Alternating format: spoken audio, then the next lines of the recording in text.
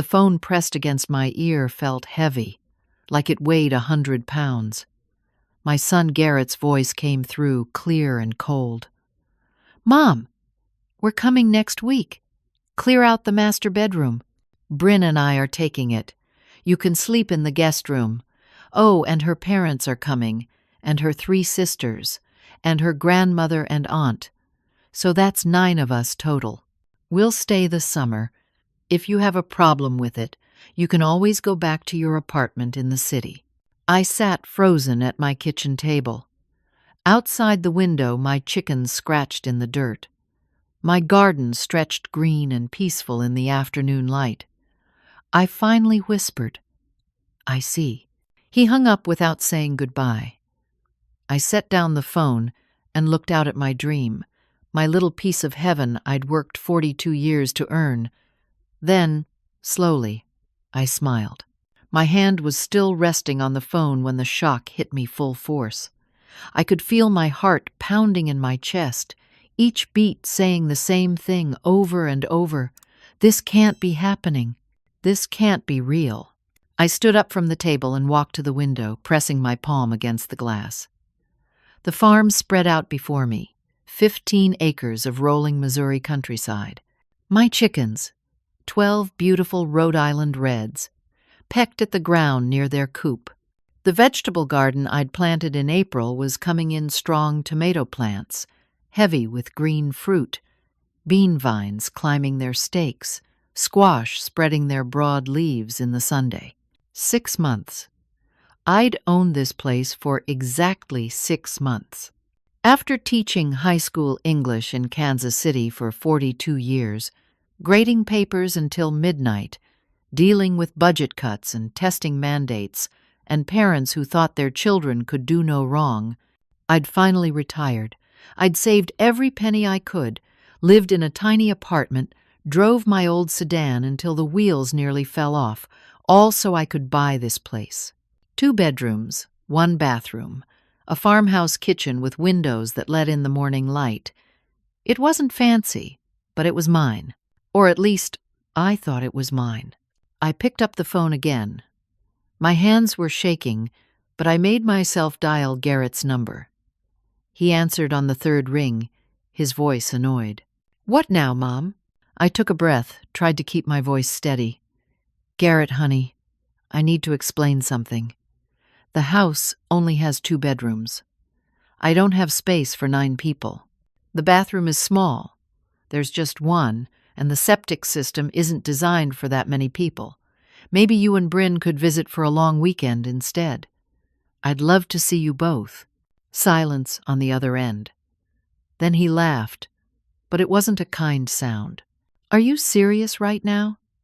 You have a whole farm, Mom, 15 acres, and you're telling me you can't fit your own son and his family?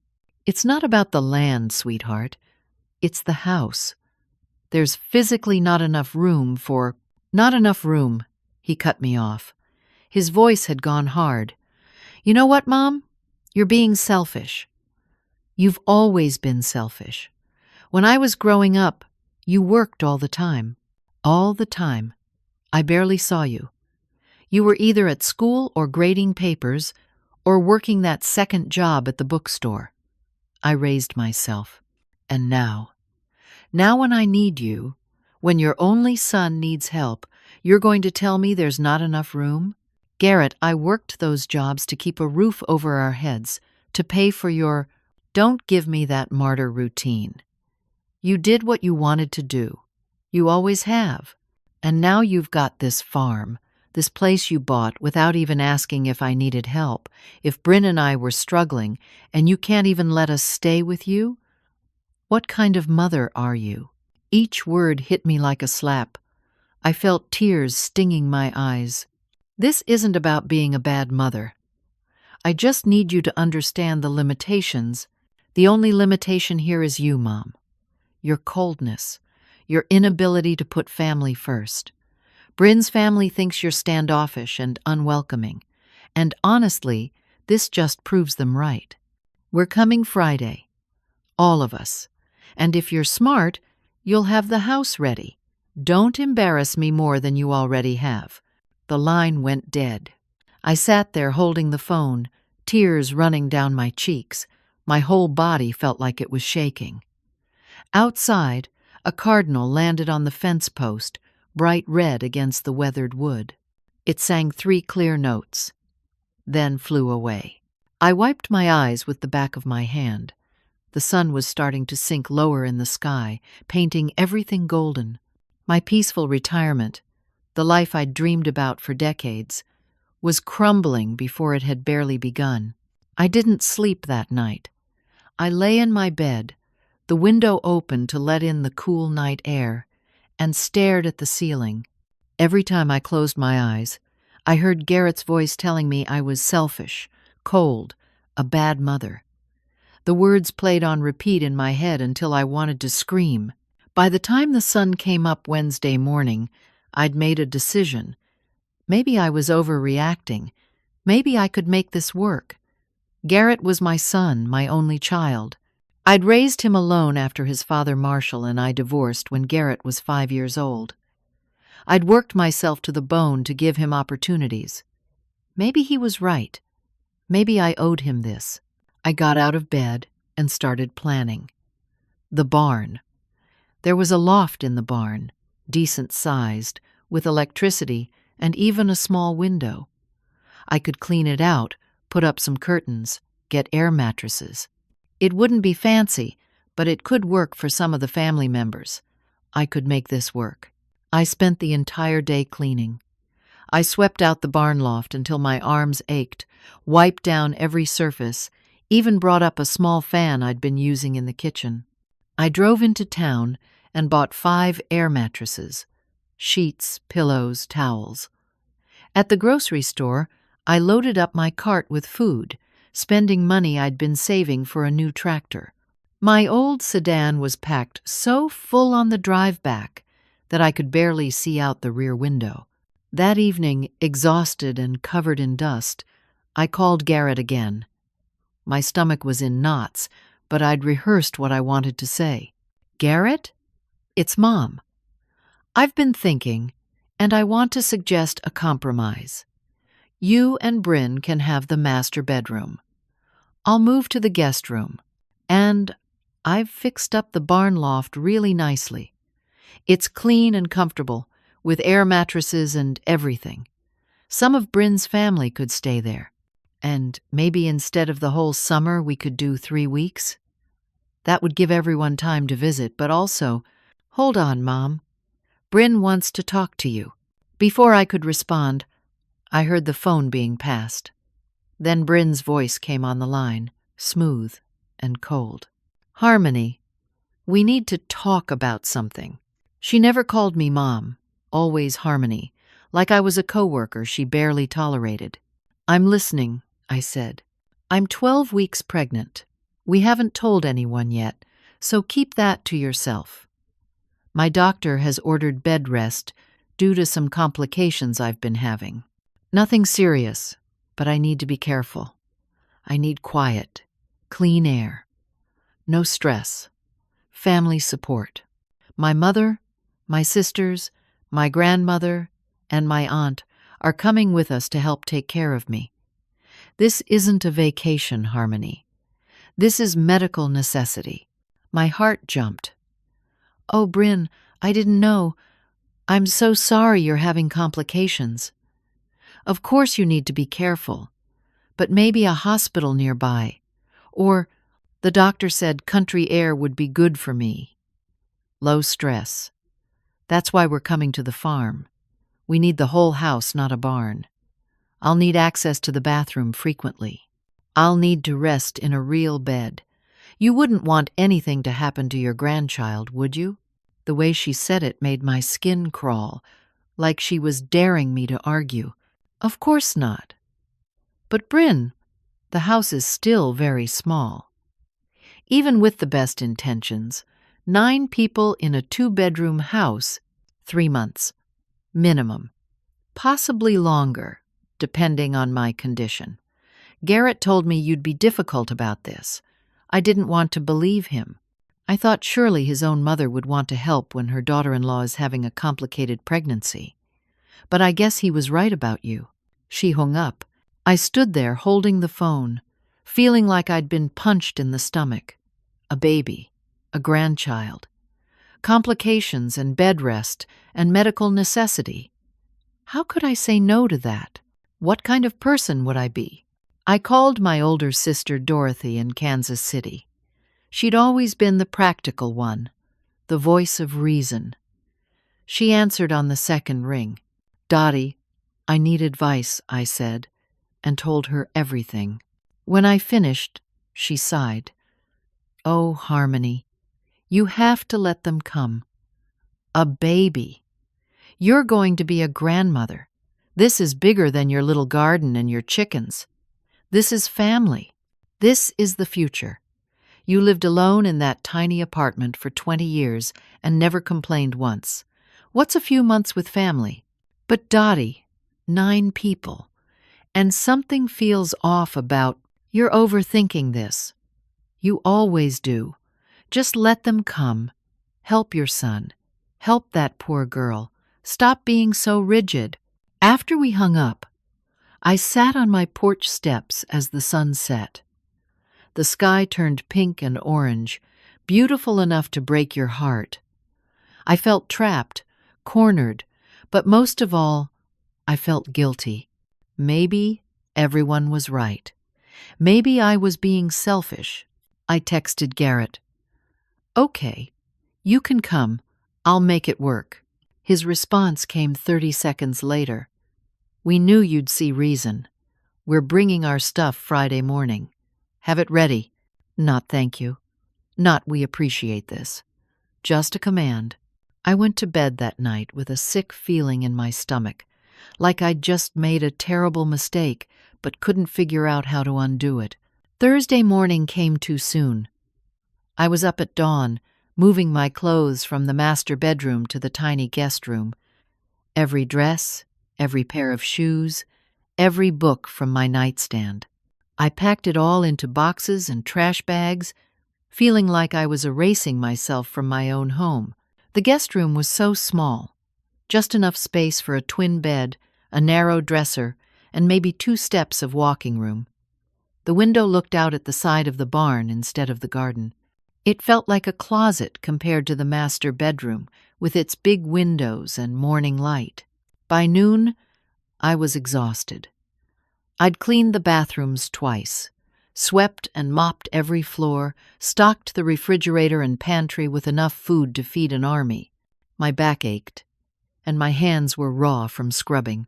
I was putting fresh sheets on the master bed when I heard vehicles coming up the long gravel driveway. My heart jumped. They weren't supposed to be here until tomorrow. Friday, Garrett had said. Friday morning. I walked to the front window and looked out. 3 vehicles were coming up the drive, kicking up dust in the afternoon Sunday. An SUV, a pickup truck, and a minivan, all loaded down with luggage strapped to the roofs. I hurried outside, wiping my hands on my jeans. "You're early. You said Friday. I'm not ready yet." The vehicles stopped in front of the house, engines shutting off one by one. Doors opened, and people poured out. Garrett, looking thinner than I remembered. Bryn, her blonde hair pulled back in a ponytail. An older woman, who had to be Bryn's mother. 3 younger women, clearly sisters. An elderly woman moving slowly. Another middle-aged woman with sharp eyes. 9 people. In my driveway. A day early. "We decided to come early to get settled," Garrett said, not looking at me. He opened the back of the SUV and started pulling out suitcases. "But I told you Friday. The barn loft isn't finished. I still need to—" "We're not staying in a barn, Mom," Bryn said, brushing past me toward the front door. "Where's the master bedroom?" They moved past me like a wave, carrying bags and boxes. I stood there useless, watching them invade my home. The older woman, Bryn's mother, walked into the living room and looked around with a critical eye. "It's smaller than I expected," she announced loudly. And the furniture is so dated. Harmony, when was the last time you updated anything? I just bought this place 6 months ago. Everything was, we'll have to rearrange. Girls, start moving things around. Make it more functional. The 3 sisters, who I learned were named Amanda, Crystal, and Heather, started pushing my furniture around without asking. They moved my reading chair away from the window, shoved my bookshelf against a different wall, carried my small dining table out to the porch like it was trash. Wait, please, that table was my grandmother's. Nobody listened. In the kitchen, the elderly grandmother and the aunt were unpacking groceries, throwing my food into a pile on the counter to make room for theirs. Excuse me, that's my. We're family now, dear, the grandmother said, not unkindly but firmly. What's yours is ours. That's how family works. I felt dizzy, like the room was spinning. I turned to find Garrett, to make him stop this, to make him explain. He was in the hallway carrying a box, marked kitchen stuff, in black marker. Garrett, please, can we talk? He set down the box. What? I lowered my voice. Bryn doesn't look like she's on bed rest. She's carrying boxes. She's walking around fine. She seems completely. His face darkened. Don't you dare question her condition. Her doctor knows better than you do. You're not a medical professional, Mom. You're a retired English teacher. I just mean she seems very energetic for someone who needs. He grabbed my arm, not hard but firm, and pulled me toward the back door. Outside, away from the others, he finally let go. Look, he said, his voice low. I'm going to be straight with you because I need you to understand the situation. I lost my job 2 months ago. The company downsized, and I was let go. Bryn's family lost their house to foreclosure last month. We've all been staying in a motel, packed into 2 rooms, burning through our savings. We have nowhere else to go, Mom. This farm is our only option. I stared at him. But you said bed rest. You said medical necessity. You said... I said what I had to say to get you to agree. And yeah, Bryn is pregnant, and that's real. But the bed rest thing was an exaggeration. We needed you to say yes. We're staying, Mom. All summer at minimum, maybe longer. And if you try to kick us out, I'll tell everyone who'll listen that you refused to help your pregnant daughter-in-law and your unemployed son in their time of need. You'll look like a monster. Is that what you want? The ground felt unsteady under my feet. You lied to me. You manipulated me. I did what I had to do. He stepped closer. And here's something else you need to understand. You owe me this. You were never there when I was a kid. Never. You worked all the time, left me with babysitters, missed my games and concerts because you had papers to grade. You chose your job over me every single time. I raised myself, Mom. I learned to cook because you were never home for dinner. I put myself to bed because you were at that bookstore until 9 at night. So yeah, you owe me. This is payback. He walked back inside before I could respond, the screen door slamming behind him. I stood in the backyard, my backyard, and felt tears streaming down my face. Everything he'd said was a lie twisted up with just enough truth to make it cut deep. Yes, I'd worked long hours. Yes, I'd missed some events. But I'd done it to keep us fed, to keep us housed, to give him opportunities I'd never had. I'd sacrificed everything for him, and this was how he repaid me. I heard a crash from inside the house. When I went back in, I found Amanda had knocked over my lamp, the one with the stained glass shade I'd found at an estate sale.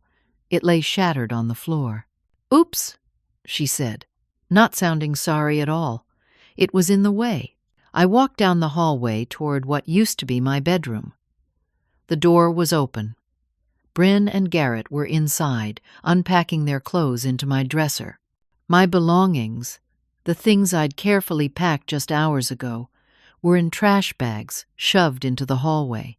"Oh, we moved your stuff," Bryn said without looking up. "Hope you don't mind. We need the dresser space." I picked up one of the trash bags. It was heavy, full of my clothes, my books, the framed photos of my parents.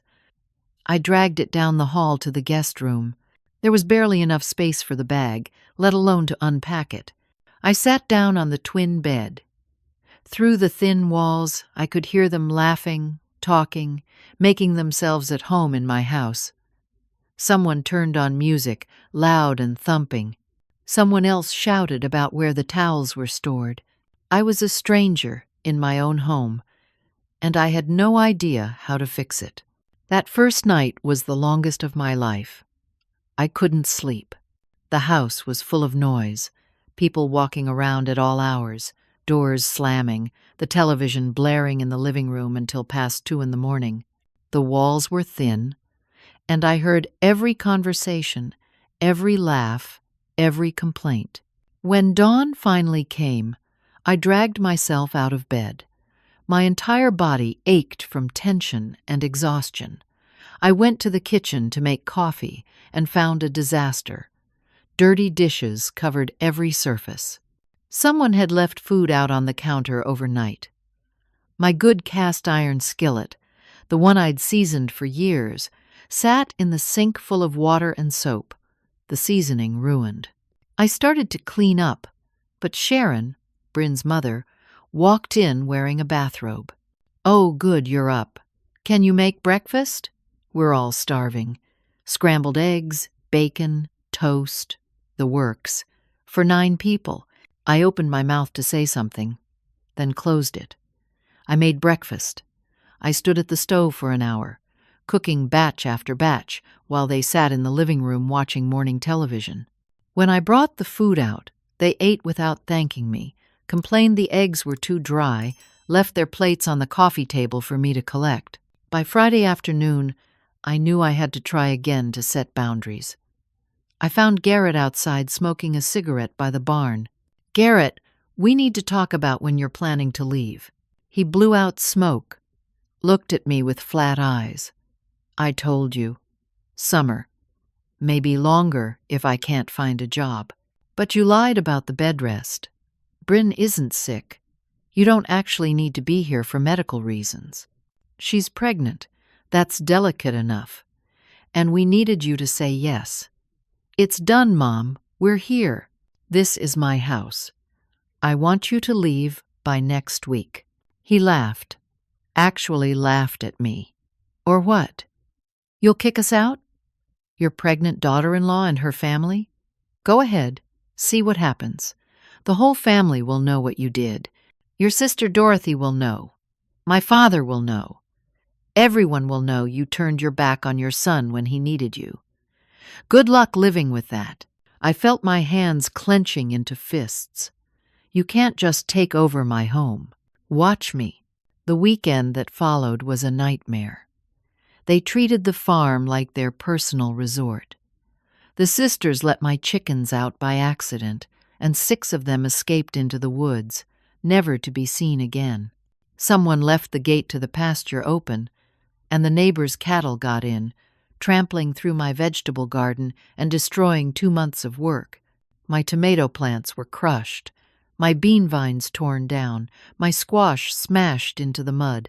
When I tried to speak up about it, to ask them to please be more careful, to respect my property, they talked over me or ignored me completely.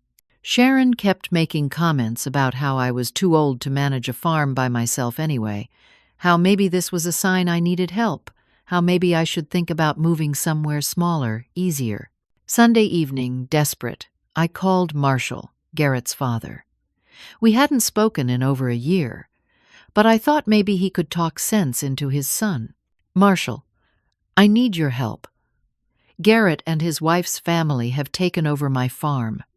They lied to me to get me to agree, and now they won't leave, and I don't know what to do." Marshall sighed. That same exasperated sigh I remembered from our marriage. Harmony, you're being dramatic. Garrett is family. He's your son. You have this whole farm and you can't share it for a few months? This is exactly why our marriage didn't work. You were always too rigid, too controlling, too unwilling to bend. Maybe if you'd been more flexible when Garrett was growing up, he wouldn't be in this situation now. He's struggling, and that's partly on you. Help him. But he lied to me. He manipulated. Goodbye, Harmony. Stop being selfish. He hung up. I sat there, staring at the phone. Everyone was against me. My son, my ex-husband, even my sister. They all thought I was the problem. They all thought I was being unreasonable. That evening, I couldn't stay in the house anymore. It was too loud, too chaotic, too suffocating. I went out to sit on the porch, trying to catch my breath, trying to think. The sun was setting, painting the sky purple and gold. In the distance, I could hear my remaining chickens settling into their coop for the night. Then I heard voices. Bryn and Sharon were sitting in rocking chairs at the other end of the porch, and they must not have realized I was there in the shadows. "Do you think she'll actually just give us the place?" Bryn asked. Sharon's voice was calculating. "Give it time. She's old, 67. She'll get tired of fighting. Then we'll start working on her. Tell her the baby needs stability. Tell her it would be better for everyone if we just took over the property. Make it sound like we're doing her a favor. She'll cave eventually. And if she doesn't, then we make her life miserable. Until she leaves on her own. Stop cleaning up after ourselves. Make more noise. Treat her like a guest in her own home until she can't stand it anymore. Either way, we're not going anywhere. This is too good a setup to walk away from. Free housing, utilities paid, all the space we need." My blood ran cold. This wasn't just about having a place to stay. This was a calculated plan to take my farm. Everything Garrett had said about it being temporary, about just needing a few months, it was all a lie. They intended to stay permanently. They intended to push me out of my own home. I stood up quietly, went back into the house through the front door, and locked myself in the tiny guest room. My heart was pounding so hard I thought I might pass out. I needed help. I needed legal help. I pulled out my phone and searched for lawyers in the area. The nearest town was Ashford, 30 minutes away. I found a law office, Benedict and Associates. I called and got an answering machine. I left a message, trying to keep my voice steady, saying I needed help with a property dispute and a family situation. They called back Monday morning. The receptionist scheduled me for an appointment that same day at 2 in the afternoon. I told Garrett I needed to go to town for groceries. He barely looked up from his phone. I met with Mr. Bernard Fletcher, a lawyer in his 50s with kind eyes and a gentle manner. I told him everything. He listened carefully, taking notes. When I finished, he leaned back in his chair. "Mrs. Carlson, I'm not going to lie to you. This is complicated. They're family members, there's no lease agreement, and you initially gave them permission to stay. From a legal standpoint, they're not technically trespassing. However, I can file for a formal eviction. In Missouri, that process typically takes 30 to 60 days. 2 months?" My voice cracked. "I can't live like that for 2 more months." "I understand. Another option is to file a police report for trespassing and attempt to have them removed that way. But given that you initially invited them, that might backfire. It could make you look like you're acting in bad faith." I felt tears burning my eyes. "So what can I do?" "Let me send them a formal eviction notice. Certified mail. That starts the clock. In the meantime, document everything. Take photos. Keep records. If they damage anything, Write it down. If they threaten you, record it. Build a case. I authorized him to send the notice. He said it would go out the next day. I drove back to the farm feeling a tiny bit of hope. At least I'd done something. At least I was fighting back. But when I turned into my driveway, that hope died. A police car was parked in front of my house. I pulled up next to it, my hands shaking. A deputy got out, young and serious looking. "Are you Harmony Carlson?" "Yes." "What's wrong? What happened?" "I'm Deputy Frank Morrison. I need to ask you some questions. Your son Garrett filed a report. He's concerned about your welfare and mental state." The world tilted. "What?" "He says you've been acting erratically, making threats.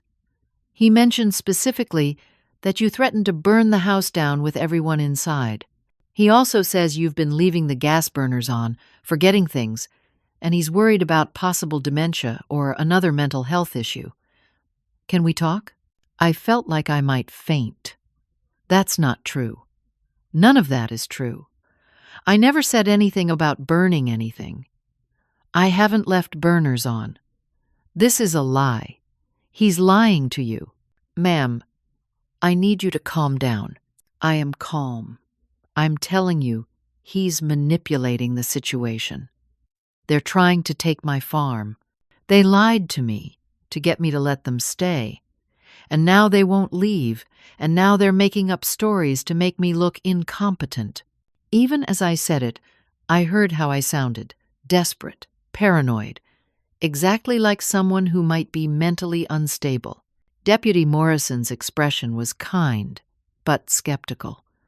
"Mrs. Carlson, I have to take this report seriously. Your son seems genuinely concerned. He's not filing charges or anything like that. He just wants to make sure you're okay." Garrett came out of the house then, with Bryn right behind him. Garrett's face was the picture of worried concern. "Deputy, thank you for coming. I'm just so worried about her. She's 67, and I think the stress of retirement and buying this farm has been too much. She's not herself. She snaps at us over little things. She seems confused sometimes. I'm worried about early-stage dementia. We came here to help her, but she seems to resent us for it." Bryn clutched Garrett's arm, her eyes wide. "I'm pregnant, and I'm honestly scared. What if she does something dangerous? What if she really does start a fire or hurt someone?" "I never said that. I was shouting now, and I knew that was bad, knew I needed to stay calm, but I couldn't help it. They're lying. They're trying to make me look crazy so they can take my farm." Deputy Morrison held up his hand.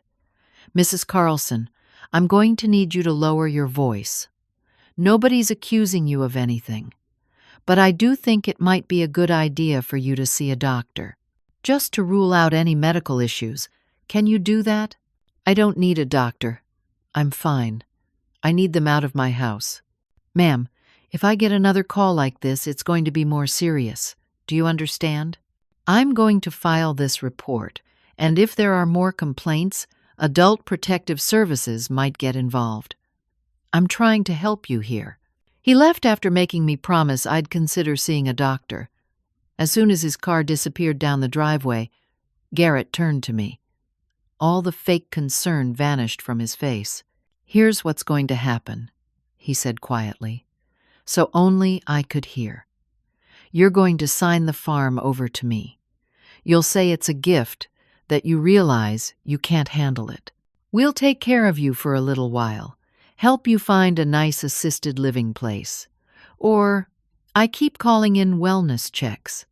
Maybe Adult Protective Services decides you're incompetent. Maybe I end up with guardianship anyway. Your choice, Mom. But either way, this farm becomes mine. You're too old for this. You can't win." He walked back into the house. My house. Bryn followed, giving me a cold smile over her shoulder. I stood there in the driveway as the sun set, alone and terrified, realizing I was trapped. That night I didn't sleep at all.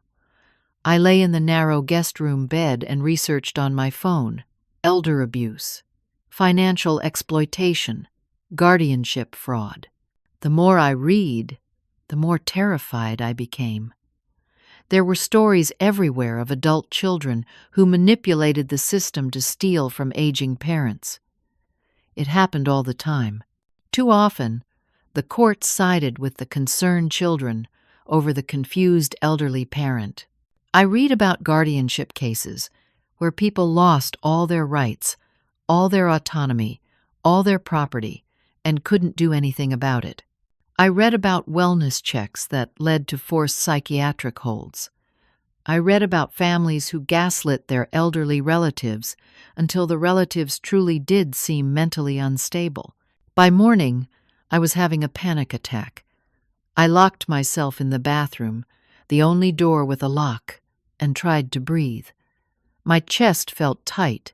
My hands were shaking. I splashed cold water on my face and stared at myself in the mirror. I looked old. When had that happened? My face was lined, my hair more gray than brown. I looked like someone who could be called incompetent. I looked like someone who might need help. No. I shook my head at my reflection.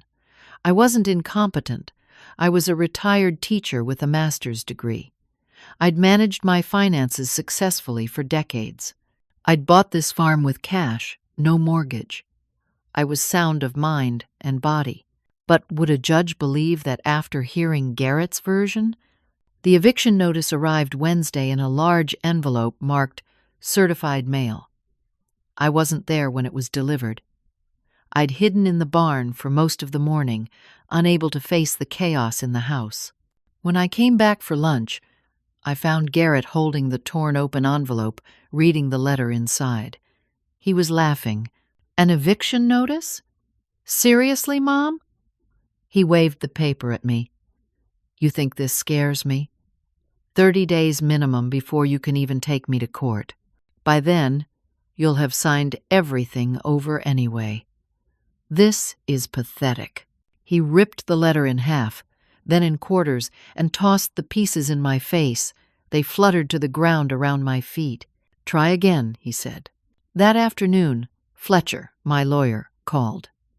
I took the call in my car, the only place I had any privacy. Mrs. Carlson, I have some bad news. Your son has filed for emergency guardianship. He's claiming you're a danger to yourself and others. There's a hearing scheduled for next Wednesday. That's 8 days from now. The world went dark at the edges. Can he do that? Unfortunately, yes. Missouri has fairly broad guardianship laws. If he can convince a judge that you're incapacitated or a danger, he could be granted temporary guardianship. From there, it's very difficult to fight. And with the police report already on file, what do I do? Show up to the hearing. Bring evidence of your competency. Bank statements, bills you've paid, anything that shows you're managing your affairs. I'll represent you. But Mrs. Carlson, I have to be honest. These cases are hard to win, especially when there's already a wellness check on record. Judges tend to err on the side of caution. After I hung up, I sat in my car and wept. 8 days. I had 8 days before I might lose everything, not just the farm, but my freedom, my autonomy, my very identity. I looked up at the farmhouse. Through the window, I could see them all moving around, laughing, comfortable. They'd already won. They knew it. I knew it. I thought about giving up. I thought about signing the papers, letting them have it, walking away. Maybe I could go back to Kansas City, find a small apartment, live out my days in quiet anonymity. At least then the nightmare would end. Then I saw something in the passenger seat. A box I'd brought out from the house weeks ago, meaning to store it in the barn. It was full of old teaching materials, lesson plans, curriculum guides, student papers I'd kept because they were exceptional. I opened the box and pulled out a binder. Inside was a unit I'd developed on critical thinking and research. I'd won an award for it, a state-level teaching award.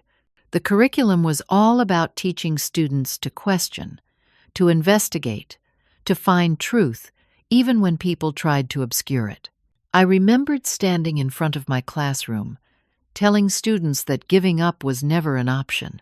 I remembered saying that the truth always mattered, that fighting for what was right always mattered, even when it seemed hopeless.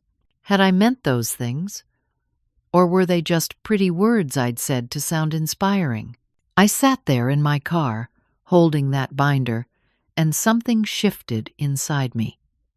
I'd spent 42 years teaching teenagers to think critically, to stand up for themselves, to question authority. I'd taught them to be strong. It was time to take my own advice. I wouldn't give up. I couldn't. If I let Garrett steal this farm, steal my peace, steal my life, then everything I'd ever taught my students had been a lie. I started the car and drove to town, not to Fletcher's office, but to a different law firm I'd found online, Hayes & Associates, in the next county over. The website said they specialized in real estate and property law. The receptionist fit me in immediately when I said it was an emergency. Margaret Hayes was a woman in her 40s with sharp eyes and a no-nonsense demeanor. I told her everything, talking fast, afraid she'd stop me or tell me there was nothing she could do. When I finished, she leaned forward. "Mrs. Carlson, your son is trying to steal your property through legal manipulation. We can stop him, but we have to move fast. And we have to be willing to do something drastic." "What do you mean?" "You need to take the property out of your name entirely, immediately, before the guardianship hearing. If you don't own it, he can't take it from you." "But then where would I live? This is my home." "Hear me out. Missouri has conservation land trusts. They protect agricultural land from development. You could donate the farm to the Missouri Land Conservation Trust. The land becomes protected forever. In exchange, the trust hires you as the resident caretaker. You get a modest salary, guaranteed housing for life, and the satisfaction of knowing the land will be protected. Your son gets nothing." I stared at her. "Can we really do that?" "I've done it before. The trust is very interested in preserving small family farms. The process takes about 3 days if we rush it. We'd need to survey the property, file paperwork with the county, have everything notarized. It's completely legal and completely irreversible. Once it's done, the farm belongs to the trust. Garrett can fight all he wants, but there's nothing to fight for. But I'd be giving up ownership. You'd be giving up a title. You'd keep your home, your peace, and your freedom. What matters more?" I thought about it for maybe 10 seconds. "Let's do it. There's one catch. To make this work, we need everyone off the property for several hours. The trust representatives need to walk the land, do surveys, take photos. We can't have your son interfering. Can you get them out of the house for an afternoon?" I thought about it. "Friday. I can get them out. Friday. I'll tell them I want to treat them to dinner and a movie in Kansas City.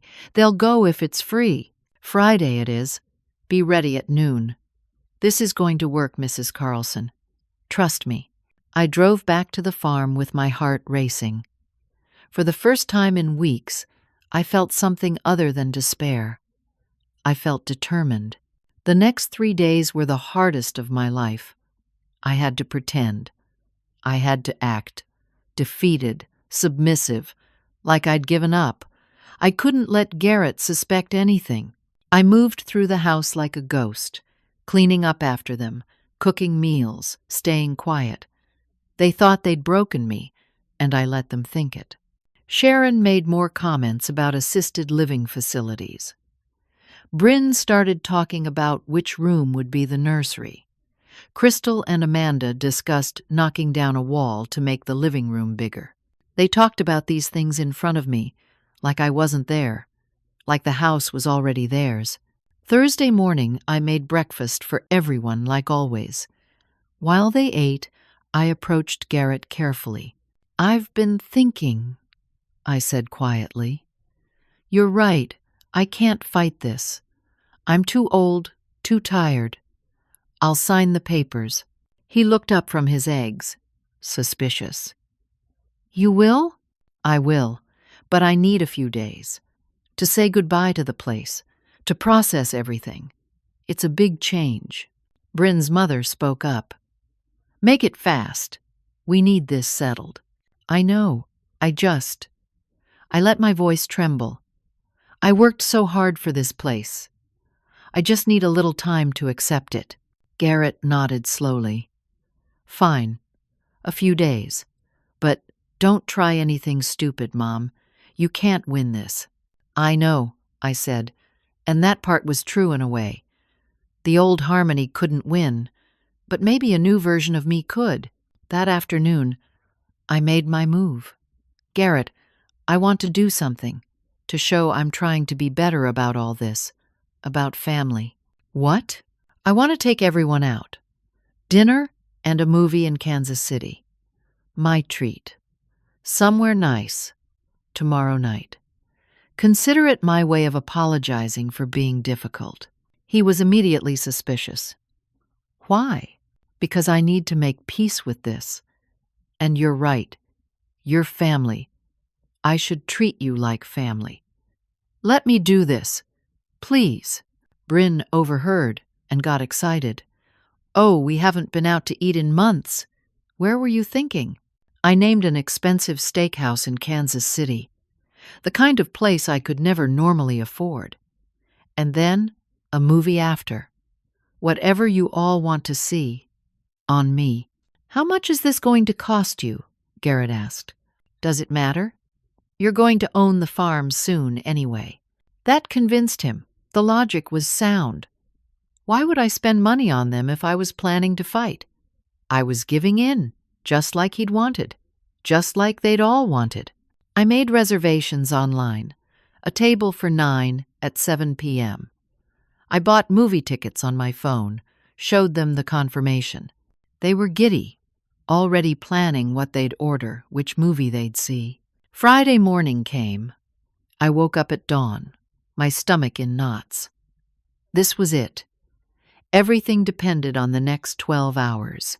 At 11 a.m., Margaret Hayes arrived in an unmarked sedan. With her were 3 people: Thomas Wright, director of the Missouri Land Conservation Trust; Julia Brennan, the trust's land manager; and a surveyor named Patrick Donnelly. There was also a notary, a quiet woman named Ellen Vasquez. We kept the vehicles behind the barn, out of sight. Garrett and his group were all still in the house, getting ready for dinner. I'd told them we needed to leave by 4:30 to make the reservation on time. For the next 2 hours, we walked the property. Thomas asked questions about the land, the water sources, the agriculture potential. Julia took notes and photographs. Patrick used GPS equipment to mark boundaries. I signed document after document while Ellen notarized each one. The trust would own the land. The house and 2 acres around it would be designated as the caretaker's residence, meaning me. I'd receive a salary of $1,800 a month, enough to live on modestly. In exchange, I'd maintain the property, give occasional educational tours to school groups, and protect the land from development or misuse. It was perfect. It was permanent. And it was completely legal. By 3 p.m., everything was signed and filed electronically with the county recorder's office. The property was no longer mine. It belonged to the trust, protected forever. Margaret shook my hand. "You did it. As of 10 minutes ago, when the county accepted the filing, this land is conservation property. Your son has no claim to it whatsoever." I felt tears streaming down my face. Thank you. The trust will send official notice by certified mail, but that won't arrive until Monday. We'll also have a security team here tonight, after your son returns. If he refuses to leave, it becomes criminal trespassing. Not a family dispute, not a civil matter. Criminal. The police will remove him. After they left, I had an hour before Garrett's group needed to leave for Kansas City. I spent that time moving my belongings back into the master bedroom, slowly, carefully, reclaiming my space. I changed the locks on all the doors. The trust had provided new keys. I kept one and gave the others to the security team that would arrive at 7 p.m. At 4:15, Garrett called down the hallway. "Mom, we're ready. Let's go." I came out of the bedroom. "Actually, I'm not going." "What?" I changed my mind. "You all go ahead. The reservation is under my name. The movie tickets are on my phone. I'll send them to you. Have a wonderful time." Bryn frowned. "You're not coming?" "No, I'm tired. I think I'll stay home. But you all go. Enjoy yourselves." They looked at each other, confused. Garrett seemed suspicious, but the lure of free, expensive food won out. "Fine. Whatever. We'll be back late. Take your time." I watched from the window as all 3 vehicles loaded up and drove away. The sun was lowering in the sky, painting everything gold. I stood there until the dust settled on the driveway, until I couldn't hear the engines anymore. Then I walked through my house, room by room. I touched the walls. I looked out every window. This was still my home. It would always be my home now. No one could take it. At 7 p.m., 2 vehicles arrived. Bill Hendricks and Carl Martinez, both retired state troopers who worked security for the Land Trust. They introduced themselves, shook my hand, and positioned themselves by the new gate we'd installed at the end of the driveway. "Don't worry, Mrs. Carlson," Bill said. "Nobody's getting through without your permission." I made coffee. I sat on my porch. I waited. The first stars were coming out when I heard the vehicles returning. It was just past 10 o'clock. They'd been gone for over 5 hours, long enough to have eaten a leisurely expensive dinner and watched a 2-hour movie, long enough for them to believe everything was going according to their plan. I heard the vehicles slow down at the new gate. Then I heard yelling. I walked slowly down the driveway. Bill Hendricks was standing at the gate, calm and professional. The 3 vehicles were stopped on the other side, their headlights illuminating the new metal gate that now blocked access to the property. The gate was padlocked, and above it, a new sign read, "Private Property, Missouri Land Conservation Trust." Garrett was out of his vehicle, screaming at Bill through the bars of the gate. "What the hell is this? Open this gate right now. This is my mother's property." "Sir, you need to calm down," Bill said evenly. "This is Conservation Trust property. You're trespassing. I need you to leave." "Trespassing? This is my mother's farm. She lives here. Open the goddamn gate." "Sir, last warning. Lower your voice and step back from the gate." I reached the gate, standing behind Bill on my side. The property side, the safe side. Garrett saw me. "Mom, what is this? What's happening? Tell him to open the gate." I looked at my son through the bars. His face was red, twisted with rage. Behind him, Bryn and her family were getting out of their vehicles, confusion and anger spreading across their faces. "I can't do that, Garrett," I said quietly. "What do you mean you can't? This is your property. Tell him." "It's not my property anymore. Not as of this afternoon. I donated the farm to the Missouri Land Conservation Trust. It's protected land now. It can never be sold, never be developed, and never be taken by anyone, including you." The silence that followed was absolute. Even the crickets seemed to stop chirping. Garrett's mouth opened and closed like a fish. He couldn't seem to process the words. Finally, he found his voice. "You can't do that. That's illegal. You can't just give away my inheritance." "It was never your inheritance, Garrett. It was my dream. And you tried to steal it from me. This is insane. You're insane. I'll sue. I'll have you declared incompetent." I finished for him. Good luck with that. The trust's lawyers reviewed everything. They assessed my mental state. I signed dozens of documents, all notarized, all filed with the county. The guardianship hearing on Wednesday is meaningless now. There's nothing for you to gain guardianship over. The farm belongs to the trust. I'm just the caretaker. Bryn pushed forward. "You vindictive old witch! We have nowhere to go. What are we supposed to do?" Bill stepped forward, his hand moving to his belt. "Ma'am, watch your language.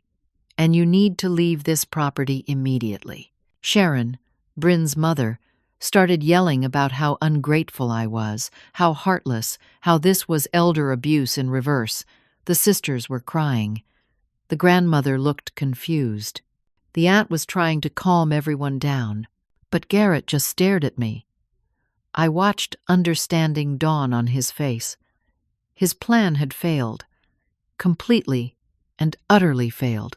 He tried one more time, his voice breaking. "Mom, please. I'm sorry. I was desperate. We really do have nowhere to go. Can't we work something out? Can't you talk to the trust?" I felt a flicker of sympathy, just for a moment. He was my son. I'd raised him. I'd loved him. But then I remembered everything. The lies, the manipulation, the way he'd weaponized my love for him, the way he'd filed false reports to make me look incompetent, the way he'd tried to steal not just my property, but my dignity, my autonomy, my very sense of self. "You told me I owed you," I said quietly. "You said I was never there when you were a child because I worked too much. But Garrett, I worked to feed you. I worked to give you a home, to pay for your clothes, your school supplies, your activities. I worked because I loved you. I sacrificed my youth, my energy, my own dreams, so you could have opportunities I never had." My voice was steady, but tears were running down my face. "You had a good childhood. Not perfect, but good. You were fed, you were housed, you were loved, and this." I gestured at the farm behind me. "This wasn't about you needing help. This was about you feeling entitled to what I'd earned. You didn't ask. You didn't respect me. You lied. You manipulated. You threatened me. You filed false police reports. You tried to have me declared incompetent so you could steal my home." Garrett's face crumpled. "That's not desperation, Garrett. That's cruelty. That's abuse. And I won't be abused anymore, not even by my own son. Mom, I loved you enough to sacrifice everything for 42 years. But I won't sacrifice my peace for your greed. You need to leave now." Bill stepped forward. "You have 60 seconds to get in your vehicles and vacate the area, or I'm calling the sheriff's department. This is criminal trespassing now." They got back in their vehicles. The engines started. For a moment, Garrett just sat there behind the wheel, staring at me through the windshield. Then he put the car in reverse and backed down the driveway. The other vehicles followed. I watched their taillights disappear into the darkness. Bill turned to me. "You okay, Mrs. Carlson?" I nodded, wiping my eyes. "I'm okay. I'm better than okay. I'm free." The next few days were chaos in their own way, but manageable chaos. Garrett tried calling. I blocked his number. He tried emailing. I deleted them without reading. He sent letters. I returned them unopened. He tried to rally other family members to his cause. My sister Dorothy called, angry at first, demanding to know why I'd been so cruel. I explained everything calmly, every lie, every manipulation, every threat. When I finished, there was a long silence on the line. "Oh, Harmony," Dorothy finally said, "I'm so sorry. I didn't know. I should have listened to you." Marshall called, too. Not to yell, but to apologize. "I was wrong about Garrett, and I was wrong about you. I'm sorry." The guardianship hearing was canceled once the judge saw what had happened.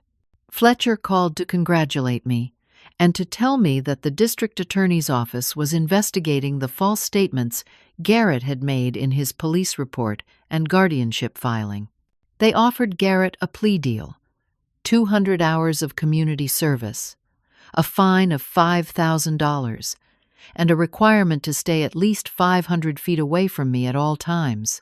If he completed all the terms, the charges would be reduced to a misdemeanor. He took the deal. Margaret Hayes helped me file a restraining order as well, just to be sure. For the next 3 years, Garrett was legally forbidden from contacting me or coming onto the property. The Missouri Land Conservation Trust was everything they'd promised. They maintained the fences, helped me repair the chicken coop, and even provided a small tractor for managing the land. In exchange, I gave tours to school groups twice a month, teaching kids about sustainable farming and land conservation. I was teaching again, but on my own terms. It felt right. 2 months after that night at the gate, I was sitting on my porch watching the sunset. The garden had recovered from the trampling. I'd replanted everything, and it was thriving. My chickens, including some new ones I'd bought to replace the ones that had escaped, clucked contentedly in their coop. The house was quiet. Peacefully, beautifully quiet. No chaos, no yelling, no one going through my things or treating me like a servant in my own home. A letter came that day.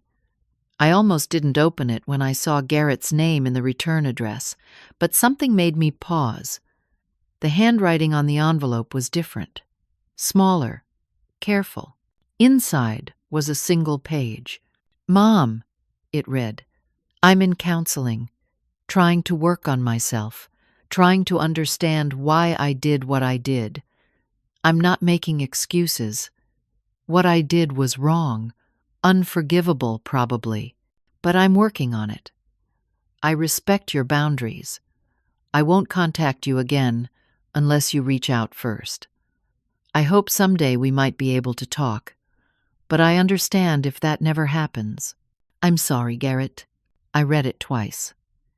There was no real apology, not for the specific things he'd done, no acknowledgement of how much he'd hurt me, just vague words about working on himself. Maybe someday he'd understand. Maybe someday he'd genuinely change. But that wasn't my responsibility anymore. I folded the letter and set it aside. I didn't respond. Maybe someday I would, but not today. Today I had cucumbers to harvest. I had chickens to feed. I had a sunset to watch from my porch, the one I'd dreamed about for 42 years, while I graded papers in a tiny apartment and wondered if I'd ever find peace. I was 67 years old. I'd spent most of my life working for other people, sacrificing for other people, putting other people's needs before my own, my students, my son, my employers.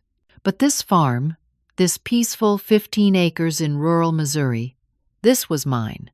Not in title anymore, but in every way that mattered. I lived here. I cared for it. I protected it. And no one could take that away from me ever again. I'd learned something important through this nightmare. Setting boundaries wasn't cruelty. Protecting yourself wasn't selfishness. Sometimes loving someone meant letting them face the consequences of their actions instead of rescuing them. Sometimes the only way to save yourself was to let go of what you thought you had to hold on to. I'd thought owning the farm was everything, but by giving away ownership, I'd gained something more valuable: freedom. Real security wasn't owning things. It was knowing that no one could take your peace. The sky turned from gold to pink to purple as the sun sank below the horizon.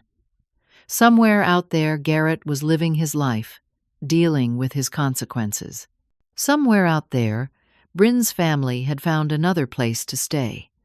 That wasn't my concern anymore. My only concern was this moment, this sunset, this perfect peace. I'd made it. After everything, I was exactly where I belonged, and that was enough. Now, I want to ask you something. Have you ever had to set a boundary with family, even when it felt impossible? Have you ever had to choose your own peace over someone else's expectations? It's one of the hardest things we ever have to do, but sometimes it's the only way to survive. I'd love to hear your thoughts in the comments below. And if this story resonated with you, please give it a like and share it with someone who might need to hear it. Subscribe to the channel for more stories about finding strength in difficult times. Thank you for listening to my story. I hope it brings you comfort and maybe a little courage to protect your own peace, whatever that looks like for you. Take care of yourselves out there. You deserve it.